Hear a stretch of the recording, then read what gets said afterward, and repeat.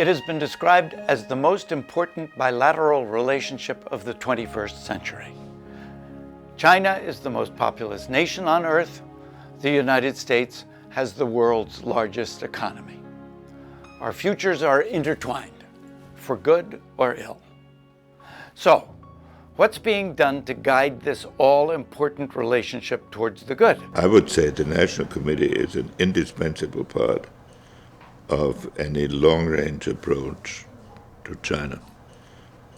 Over the last 45 years, the National Committee on United States-China Relations has forged a stunning array of programs resulting in an infrastructure of understanding between two countries long divided by a very different history, language, culture, and politics.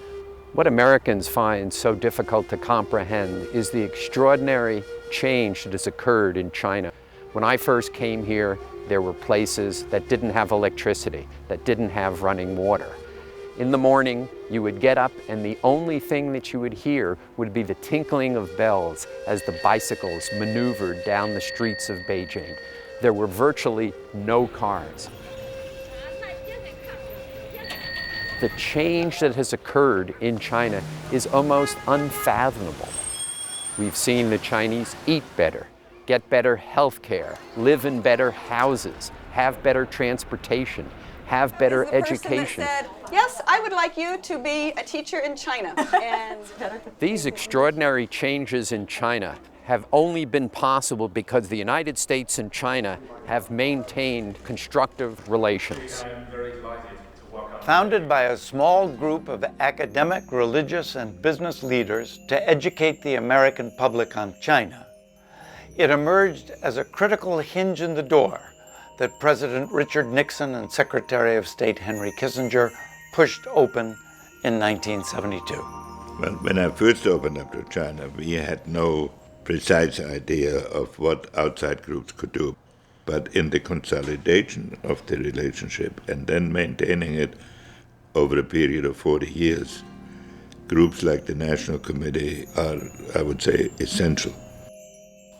The early founders of the National Committee back in the mid-60s were saying to themselves, here's China, this enormous country that anchors Asia. We don't understand it. We don't know what's going on. We have no dialogue.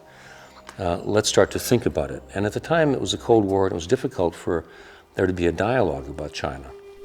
I think when I was in Shanghai, actually, in my middle school, high school, the whole country, it's a closed China and regarded as, especially by people in the US, Red China, Communist China, and no way to communicate, especially among people. When I think about the National Committee started in 1966, we hadn't opened up diplomatic relations with China. We were still in the midst of the Cold War. Then the phone rang.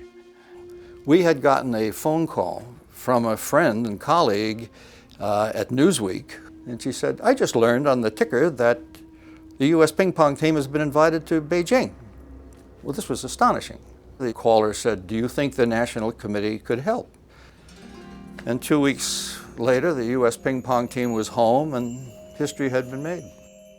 As the new relationship was ushered in by Richard Nixon and Mao Zedong, the National Committee stepped up and began the long process of transforming itself from an educational organization into a proactive nonprofit. Policymakers are concerned with immediate issues, but there has to be a constituency in the society that understands the importance of a long-range relationship with a country of the magnitude of China and of the history of China.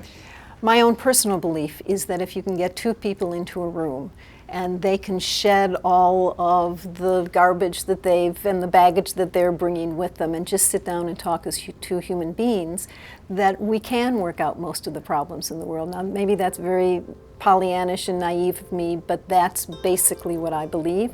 If you look at energy security, sufficiency of food, climate change, environmental protection, sustainability of development, almost on every issue, America and China shares the same concern. And so what the National Committee on U.S.-China Relations does is look across a broad spectrum of activity and see how can we help, whether it's in education, whether it's in government, whether it's with respect to students or teachers or mayors.